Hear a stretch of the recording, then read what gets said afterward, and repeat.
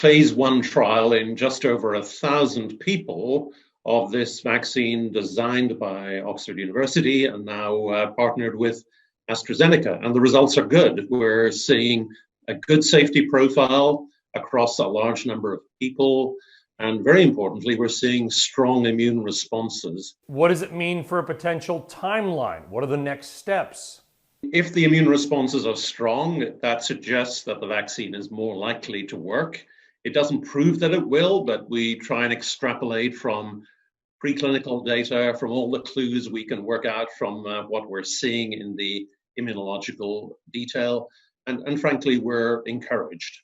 In terms of timeline, it doesn't really change that. We said that we were aiming for around about late third quarter, early fourth quarter of this year to get a first read on efficacy, and that's still the goal. But we do need enough cases in our trials to be able to determine whether the vaccine is preventing cases in the vaccinees.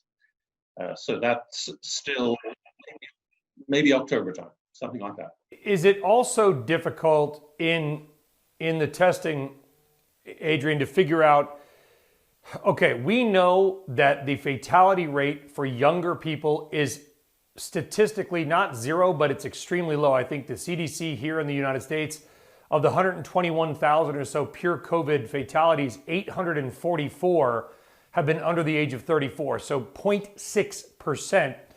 Statistically, obviously every one of those is a life that we care about. I'm not minimizing any of those. What I'm saying is, are you able to find enough at-risk members of the population who are willing to undergo these vaccine trials? We are not exposing people in the current trial or in any planned trial to more COVID than they would get by natural exposure. There is this idea of deliberately infecting people known as a challenge trial, which is gaining increasing interest from funders and from agencies around the world. But I emphasize that has not started yet. Whether it would be safe, I think it probably would be, is being discussed. And of course, how safe it is depends on how you do it, how low a dose of challenge virus might be needed, and whether you have some treatments available. And in the coming months, that's going to be discussed extensively. And it may be a fast way to getting data on whether the vaccine gives an effect, gives protection in young people, as you say. And very young people would be likely the subjects because they're at a lower risk of severe disease.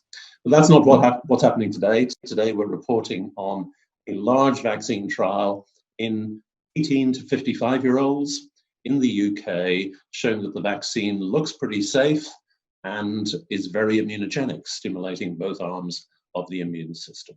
And is it T cells and antibodies?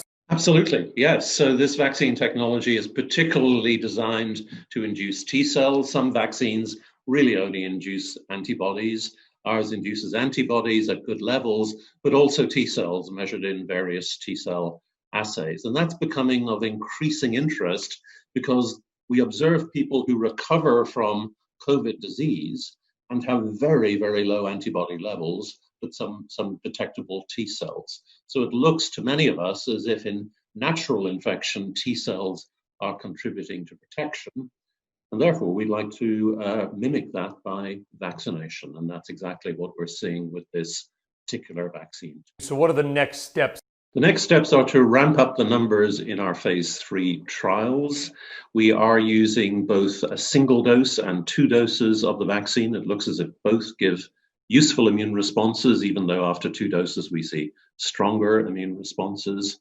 And to keep following these individuals and to start trials elsewhere, including very importantly in the US, hopefully in the next few weeks. And give us a reason to be optimistic. You know, assuming you guys and your great team are doing all this work and it continues at this pace, you know, what would be sort of a realistic estimate? I don't want you to get ahead of yourself, Adrian. I know we have a long way to go. What would be a realistic estimate of, you know, reasonable distribution of a working vaccine? We've always said that we're aiming to get this vaccine being administered, being used by the end of this year. And because of that, unusually, we've gone to scale at manufacturing with AstraZeneca, with many partners very early on. And AstraZeneca have now signed contracts for producing 2 billion doses of this vaccine over the next 12 months. We won't have 2 billion doses by the end of the year, but hopefully we'll have many millions, and we'll be able to provide that for at-risk individuals by the end of the year. That's still the target.